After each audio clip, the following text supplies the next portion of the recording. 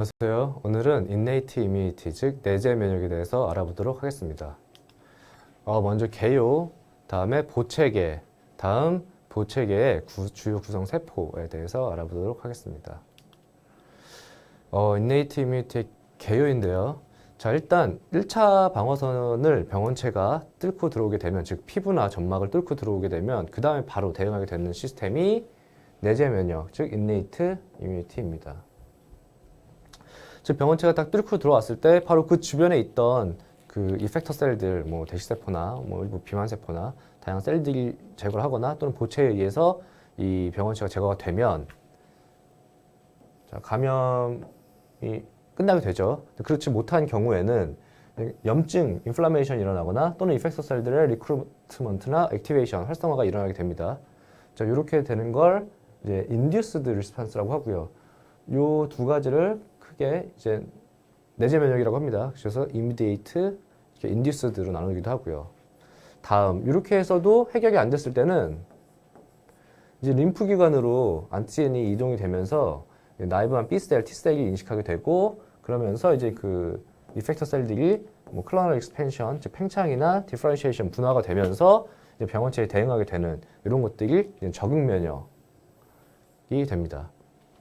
이렇게 선천 면역이랑 적응 면역은 완전 별도는 아니고요. 이렇게 서로 상호 보완 작용을 하면서 대항을 한다. 이렇게 이해하시면 될 것 같습니다. 자, 이제 병원체를 어떻게 인식하냐인데요. 뭐 눈이 있어가지고 병원체를 보고 저 병원체다라고 알 수 있는 건 아니고요. 이제 병원체를 인식을 할 때 일부 패턴을 인식하게 됩니다. 즉, 패소젠 어소시에이티드 몰레큘러 패턴이라고 하는 병원체 연관 그 분자 패턴을 인식하게 됩니다. 예를 들면 LPS나 펩타이드 글라이칸, 더블 스트랜디드 RNA 같은 이러한 일부 패턴을 인식하게 되고 이러한 패턴을 인식하는 수용체를 패턴 레코그니션 리셉터, 즉 패턴 인식 수용체라고 부르게 됩니다. 뭐 대표적으로는 톨라이크 리셉터나 에노딜라이크 리셉터, 즉 TLR이나 NLL, NLR 이런 것들이 있고요. 또는 보체나 항체들도 일종의 PRI라고 볼 수 있습니다. 병원체를 인식하기 때문에. 자, 이건 innate immunity, 즉 내재 면역의 주요 구성 요소들인데요. 일단 오늘 공부하게 될 보체계가 있고요. 다음 탐식세포들, 파고사이틱 셀, 그 다음에 킬러셀, 즉 NK세포, NK셀이 있습니다. 네, 오늘은 이 부분에 대해서 좀 자세히 알아보는 시간을 갖도록 하겠습니다. 자, 먼저 보체계인데요. 일단 그 보체란 거는 처음에 이제 항체를 보조하는 기능이 알려있기 때문에 이제 보체라고 부르게 되다가 다양한 기능들이 계속 밝혀지게 되었죠. 일단 간에서 생산되는 혈장 단백질 중에 하나이고요. 먼저 보체 기능을 보면 크게 용해, 즉 그 병원체나 표주세포를 이렇게 라이시스 시키는 그러한 기능이 있습니다. 다음 옵소닌화라고 해서 이펙터 셀들이 그 병원체를 잘 인식할 수 있게 보체가 붙어서 인식할 수 있게 되는 그 옵소닌화, 옵소나이제이션이 있고요. 다음 일부 보체 조각은 그 염증을 활성화하는 기능이 있습니다. 염증 반응을 활성화시키는. 다음에 그 안티젠 안티바디 컴플렉스, 즉 면역 복합체를 이제 이벤트가 끝난 이후에 제거하게 되는 이러한 기능들이 있습니다. 이러한 보체계에서 크게 경로가 세 가지가 있는데요. 먼저 클래시컬 패스웨이, 즉 고정 경로가 있고, 두 번째로는 뭐 만남 바인딩 렉틴 패스웨이, 즉 렉틴 경로. 다음 얼터너티브 패스웨이, 즉 대체 경로가 있습니다. 이 세 가지 경로는 일단 기본 패턴은 비슷한데 그 보체 1번부터 9번까지 쭉 진행이 되고 단계별로 분해되고 조각으로 나오고 뭐 이런 기본 그 패스웨이는 똑같은데 처음 이벤트가 어떻게 이니시에이션 되느냐, 처음에 어떻게 시작되느냐에 따라서 대체 경로 또는 렉틴 경로 또는 고정 경로 이렇게 세 가지 경로로 나누게 됩니다. 자, 이 그 보체계의 그 경로 중에서 가장 좀 중요한 이벤트가 C3의 절단인데요. 즉 C3가 C3A와 C3B로 절단되는 이벤트가 좀 가장 중요한 이벤트고 이 C3 보체 조각이 잘리게 되면서 C3A 같은 경우는 파고사이트를 리크루트하는, 즉 염증 반응을 활성화하는 그러한 기능을 나타내게 되고, 이 C3B 같은 경우는 그 표적 병원체에 붙어서 이제 옵소나이제이션을 즉 태그하는 옵소나이제이션을 하는 그런 기능을 갖게 됩니다. 즉, 요 앞 페이지에서 가위로 표시된 그 C3를 자르는 그 효소를 이제 C3 컨버테이즈, 즉 C3 전환 효소라고 부르게 되는데요. 이 경로에 따라서 이 컨버테이즈 종류가 다르게 됩니다. 즉, 교전 경로와 렉틴 경로 같은 경우는 C4B, C2A라는 C3 컨버테이즈, 즉 전환 효소를 갖게 되고, 대체 경로에서는 C3B, BB라는 전환 효소를 갖게 됩니다. 자세히 살펴보면, 자, 고전 경로와 렉틴 경로가 처음 이니시에이션은 주로 고전 경로 같은 경우는 항체 또는 그 CRP, C 반응 단백에 의해서 활성화가 되고요. 렉틴 경로 같은 경우는 렉틴이 이제 미생물 세포벽을 인식하면서 그 미생물 세포벽의 만노즈에 부착되게 되면서 렉틴 경로가 시작이 되고, 이제 그냥 대체 경로 같은 경우는 미생물 표면에서 시작을 하게 됩니다. 이 시작을 쭉쭉 하게 되는데, 아까 말씀드린 대로 C3 전환 효소를 각각의 경로에 따라서 만들어내게 되고, 즉 고전 클래시컬 C3 컨버테이즈는 C4B2A, 그 다음에 얼터너티브 C3 컨버테이즈는 C3BB라는 전환 효소를 만들어내게 되고, 이 전환 효소에 의해서 C3 조각이 C3A와 C3B로 나뉘게 됩니다. 다음 이제 C5 전환 효소를 또 각각 만들어내게 되고, 이 C5 조각, C5를 C5A와 C5B 조각으로 이렇게 나누게 되는 이벤트. 이 이후로는 동일한 그런 경로를 갖게 됩니다. 자, 여기서 중요한 점들은 아까 말씀드렸다시피 C3B는 옵소나이제이션의 기능이 있다. 즉 표적 항원에 붙어서 잘 이펙터 인식을 하게 해준다. 다음 C5A랑 C3A는 염증 반응을 활성화시킨다. 즉, 그 이펙터 셀들이나 파고사이트들을 리크루트하면서 염증 반응을 활성화하는 효능이 있다. 그래서 이 C3A나 C5A 같은 경우는 아나필라톡신이라고 부르게 됩니다. 다음 C5B는 이후 계속 진행을 C6, 7, 8, 9을 와 컴플렉스를 형성하면서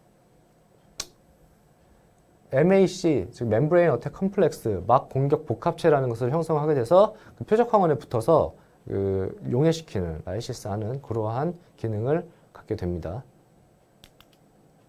자, 이게 그 C5B 이후로의 기능을 도식화해 놓은 건데요.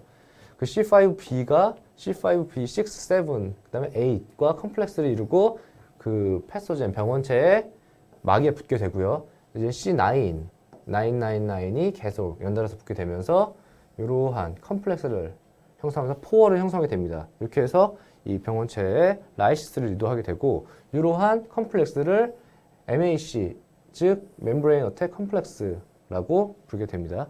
이렇게 해서 그 병원체를 죽이게 되는, 용해시키게 되는 그러한 기능을 갖게 됩니다. 다음 그 이네이트 시스템의 주요 세포들인데요. 먼저 탐식세포, 크게 탐식세포로 이 세 가지가 있습니다. 마크로페이지, 대식세포, 덴드라이틱 셀, 즉 수지상세포, 다음 뉴트로필, 호중구. 여기서 간단히 말씀을 드리면, 먼저 이제 그 대식세포 같은 경우는 모노사이트, 순환하는 모노사이트가 이제 성숙한 형태죠. 성숙해서 주로 뭐 병원체나 세균 같은 미생물 같은 걸 잡아 먹어서 없애는 그러한 그 파고사이트 기능이 제일 크고요. 근데 주로 대식세포 같은 경우는 좀 어떤 조직의 거주를 좀 많이 하고 있습니다. 그래서 특히 좀 특화된 그 세포들은 이름 따로 붙이게 되는데, 예를 들어서 간에 있는 대식세포는 쿠퍼셀, 뇌신경에 있을 때는 마이크로글라이알 셀, 그다음에 뼈에 있을 때는 오스테오클라스트라고 부르는 것들이 전부 다 대식세포고요. 이렇게 대식세포는 약간 조직을 하나의 그 거주하는 그 레지던트 셀로서 그 주변 조직을 좀 감시하는 파수꾼, 그러한 좀 기능이 있는 세포이고요. 다음 덴드라이틱 셀 같은 수지상세포 같은 경우는 인네이트 이뮤니티에서 직접 뭐 면역 반응에 관여한다기보다 그 단계에서 그 정보를 전달해서 그 2차 림프기관으로 이동을 해서 이제 적응 면역으로 정보 전달을 하는 약간 좀 감시자 역할을 하고 감시자 역할을 하는 그런 매개 역할을 하는 그런 셀입니다. 그래서 주요 기능은 정보 전달, 어떤 항원이 침입했을 때 그리고 이제 림프기관으로 이동해서 T셀, B셀에게 전달을 하게 되는 이러한 기능을 하게 되고요. 다음 호중구 같은 경우는 주로 골수에 있고 이제 그 혈류를 순환을 하다가 어떤 이벤트가 있을 때 가장 먼저 우르르 달려가는, 실제 백혈구 중에서 한 50% 이상이 백혈구죠. 가장 많은 양을 차지하고 있고, 그래서 약간 좀 보병에 해당되는 가장 먼저 그런 염증 부위로, 감염 부위로 달려가서 염증을 유발하는 그러한 기능을 하게 됩니다. 자, 요 세 가지가 이제 그 탐식 작용을 하는 주요 세포들이고요. 요건 탐식 작용인데, 자, 그 마크로페이지나 뭐 호중구도 마찬가지고요. 뭐 덴드라이티스도 마찬가지고 다양한 리셉터를 갖고 있습니다. 즉 PRR들이겠죠. PRR 그런 수용체들을 갖고 있다가 병원체를 인식하게 되면 이제 파고점을 형성을 합니다. 파고점을 형성을 하고 그게 이제 세포질 내에 있던 라이소좀과 융합해서 그런 파고 라이소좀에서 이 병원체들을 분해하게 되는, 디그레데이션 시키는 이러한 것이 기본적인 탐식세포들의 탐식 작용이고요. 이러한 탐식 작용을 통해서 그 마크로페이지 같은 경우는 뭐 다른 것들도 마찬가지고요. 이제 사이토카인, 인플라마토리 사이토카인들을 분비하게 됩니다. 그 사이토카인 대표적인 것들이 1베타, 인터루킨 1베타, 인터루킨 6, 그다음에 TNF 알파, 그다음에 CXCL8라는 케모카인, 그다음에 인터루킨 12 이런 것들을 분비하게 되고, 이 사이토카인은 말 그대로 그런 백혈구들끼리 서로 정보를 전달하고는 시그널하는 효과, 시그널링의 그런 기능이 있다라고 이해하시면 됩니다. 그래서 즉, 뭐 백혈구들끼리 뭐 무전기로 얘기를 할 수 있는 건 아니고요. 그 사이토카인을 통해서 정보 전달을 하고 그런 정보 전달을 받아서 이런 시그널을 통해서 또 다른 이펙터 셀이 활성화된다거나 뭐 리크루트 된다거나 그 다음 단계로 진행할 수 있는 이러한 기능을 하는 것들이 전부 사이토카인에 의해서 작동하게 되는 것이죠. 자, 특히 인터루킨 1, 6, TNF 알파 같은 경우는 전형적인 인네이트 이뮤니티의 사이토카인, 그래서 인네이트 사이토카인이라고 부르기도 합니다. 즉 선천 면역계, 내재 면역계의 주요 사이토카인들이 되고요. 이러한 사이토카인들에 대해서 각각 어떤 조직에서 어떤 역할을 하게 되냐면 뭐 머슬이나 그 하이포살라무스에서는 바디 템퍼러처를 높여주거나 뭐 여기서 마찬가지로 뭐 프로틴 에너지 모빌라이제이션을 통해서 결국 궁극적으로는 바디 템퍼러처, 즉 체온을 높여주는, 그래서 바이러스나 박테리아가 복제를 좀 감소시키는 그러한 그 체온 상승의 그 기능을 하게 되고요. 뭐 골수나 그 골수 내피에서는 호중구를 이동시켜서 탐식작용을, 즉 염증 반응을 활성화시키는 또 이러한 기능을 하게 되고, 간에서는 이제 APP라고 불리는 급성기 단백질이죠. Acute Phase 프로틴을 형성하게 됩니다. 뭐 CRP라던가 C반응 단백이라던가 아까 보책에서 나온 렉틴, 그다음에 뭐 보체 이런 것들을 생성해서 그 보체계를 활성화시키고 또 옵소나이제이션을 하게 하는 이런 역할들을 하게 됩니다. 요건 방금 말씀드린 간에서 그 이네이트 사이토카인에 의해서 간에서는 APP를 생성한다고 말씀드렸는데 그 생성되는 주요 APP들을 모아놓은 거고요. 말씀드린 것처럼 CRP, 그다음 렉틴, 그다음에 뭐 LPS 바인딩 프로틴 이런 것들은 병원체를 인식하게 하는, 그다음에 또 보체계를 활성화시키는 이러한 기능들을 하게 되고요. 보체도 생성을 합니다. 보체도 병원체를 제거하게 되고, 그다음에 뭐 피브릴로겐이나 뭐 플라스미노겐 같은 이제 응고인자들을 또 생성하게 됩니다. 그 외에 다양한 인플라메토리 리스판스, 즉 염증 반응을 유발하는 또 혈장 단백질들도 생성을 하게 되고요. 이러한 것들을 통칭해서 이제 APP라고 부르게 됩니다. 급성기 단백질. 이거 케모탁시스, 화학 주성이라고 하는 건데요. 이펙터 셀들이 어떻게 그 염증 부위로 가느냐 이런 얘기고요. 일단 혈관에 있던 그런 이펙터 셀들이 혈관 내피 밖으로 가게 되는 건데, 일단 아까 말씀드린 그 인네이트 사이토카인에 의해서 혈류량이 증가하게 되고 그 혈관 투과도가 높아지게 됩니다. 그러면서 혈류 안에 있던 이펙터 셀들이 그 감염 부위로 이동을 하게 되는데요. 혈관 외 유출을 통해서 이 먼저 그냥 떠다니다가 이 낚시에 걸리듯이 툭툭 걸리면서 롤링, 구르기를 하게 되고, 그 다음에 타이트 본딩, 접착을 하게 되고, 그 다음에 혈관벽 외로 유출을 하게 되고, 그 다음에 또 케모탁시스에 의해서 즉 케모카인의 화학 주성에 의해서 감염 부위로 가게 됩니다. 이럴 때 관여한 인자들이 혈관 내피에서는 뭐 아이캠이나 V캠, 막 셀렉틴 같은 이런 부착 인자들이 있게 되고, 이 팩터들에서 뭐 인테그린이나 뭐 셀렉틴 라이간드, 각각에 대한 라이간드들이 붙어서 이게 서로 툭툭툭툭 붙게 되는, 그래서 이 부위로 붙게 되는, 그러니까 요 감염 부위에서 그러한 부착 인자들이 좀 발현이 되게 되는 것이죠. 그렇게 해서 이동을 하게 된다. 이런 것들을 케모탁시스, 즉 화학 주성이라고 부르게 됩니다. 자, 다음에 NK셀인데요. 방금 말씀드린 탐식세포 같은 경우는 주로 엑스트라셀룰라한, 즉 세포 외에 있는 병원체에 대한 내용들이었고요. 그 탐식작용을 통해서 그 병원체를 없애는 그러한 세포들이었고, NK셀 같은 경우는 인트라셀룰라 패소젠, 즉 세포 내로 감염됐을 때, 즉 바이러스나 뭐 이런 거에 박테리아나 해서 감염된 세포, 비정상 세포, 또는 이제 뭐 튜머셀, 즉 그 종양세포 같은 비정상 세포를 어떻게 처리하느냐, 이런 것들을 주로 처리하는 것들이 내추럴 킬러셀, 즉 자연살해 세포라고 하는 NK셀이 하게 됩니다. 이제 NK셀 같은 경우는 말씀드린 대로 그냥 세포 외에 있는 병원체가 아니라 세포 내에 있는 비정상 세포를 감별을 해야 되는 기능이 필요하기 때문에 KAR이나 킬러 액티베이팅 리셉터나 킬러 이니비토리 리셉터를 동시에 발견하고 있습니다. 그래서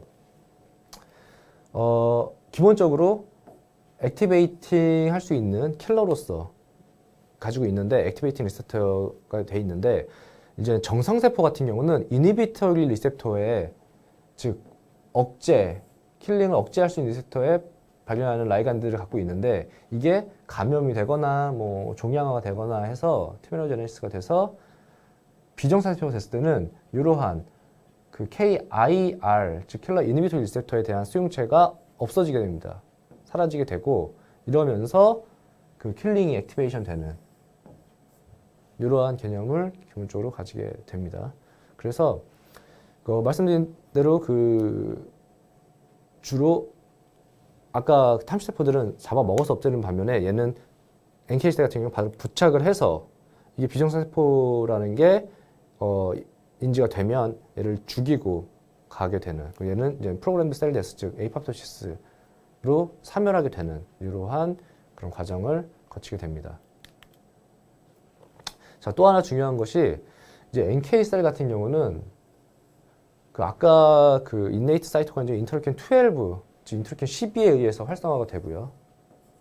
마크로페이지에서 분비한 인터루킨 12에 의해서 활성화가 되고, 인터루킨 12에 의해서 마크로페이지가 붙게 되면서 서로 상호 활성화를 시킵니다. 포지티브 피드백처럼 양성 피드백으로 마크로페이지에서 인터루킨 12를 분비해서 NK셀을 활성화시키고, NK셀에서는 또 인터페론 감마를 생성해서 마크로페이지를 또 활성화시키고, 이렇게 해서 서로 기능을 활성화시키는 이러한 기능을 갖게 되고요. 일단 NK셀에서 분비하는 제일 주요한 사이토카인은 인터페론 감마, 이런 사이토카인들은 좀 기억을 하시는 것이 좋습니다. 자, 오늘 배운 내용을 간단하게 요약해 보도록 하겠습니다. 먼저 보체계에는 클래시컬 패스웨이, 렉틴 패스웨이, 그 다음에 얼터너티브 패스웨이 세 가지 경로가 있다. 이 대체 경로 같은 경우는 그냥 병원체의 표면에서 바로 시작이 된다. 그렇기 때문에 그 보체계 중에서 가장 빠르게 대응하는 맨 처음 이미디어트 스테이지에서 활성화가 되는 경로다. 다음 아까 말씀드린 대로 간에서 생성하는 APP, 감염이 일어났을 때 APP 중에서 렉틴, 만노스베닌 렉틴이 있었죠. 이러한 렉틴에 의해서 활성화가 되는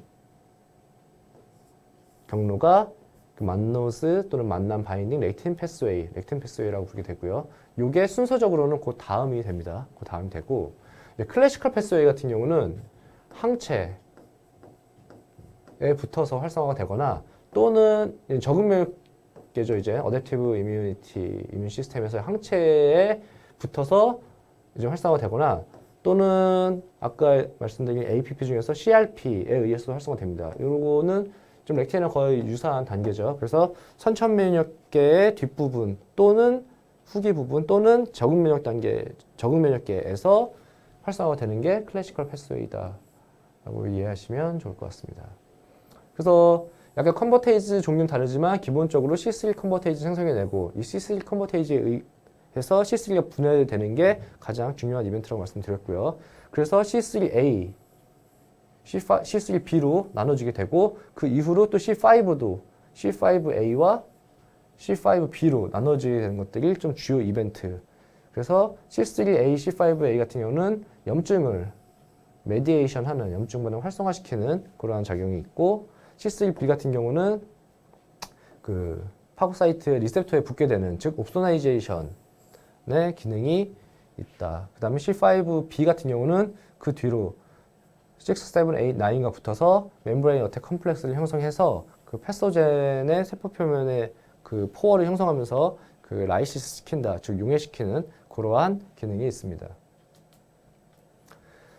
다음에 그 인네이트 이뮨 시스템의 주요 구성 세포들인데 일단 호중구, 그다음에 마크로페이즈, 덴드레이틱 셀, NK 셀이 있고요. 뭐 호중구 같은 경우는 가장 숫자도 많고 탐식 작용을 하게 되고 보병 같은 느낌. 그다음에 대식세포 같은 경우는 모노사이트가 성숙된 것이고 좀 주로 거주하면서 이제 약간 그 지역을 지키는 파수꾼 같은 느낌. 탐식 작용 가장 크고요. 그다음에 사이토카인 같은 경우 많이 분비해서 이제 그 다음 단계로 확 그 매개할 수 있는 그런 역할들을 주로 하게 됩니다. 수지상 세포 같은 경우는 좀 주 기능이 항원 제시, 적응 면역계로 항원을 제시하는 약간 좀 감시자 내지 메신저 그러한 기능들을 하게 되고요. 자, 요 세 가지가 병원 엑스트라 셀룰라 패소젠, 즉 그 세포 외에 병원체에 대한 그 대형 시스템, 대형 세포들이고, 다음 NK 셀 같은 경우는 이제 세포 뇌로 감염이 됐을 때 비정상 세포, 즉 감염 세포나 뭐 종양 세포 같은 비정상 세포에 대해서 그 대응하게 되는 게 NK 세포고, 주요한 것은 이제 인터페론 감마를 생성한다. 인터페론을 분비한다.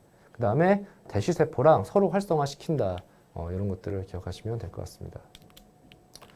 자, 오늘은 뇌제면역에 대해서 알아보았습니다. 감사합니다.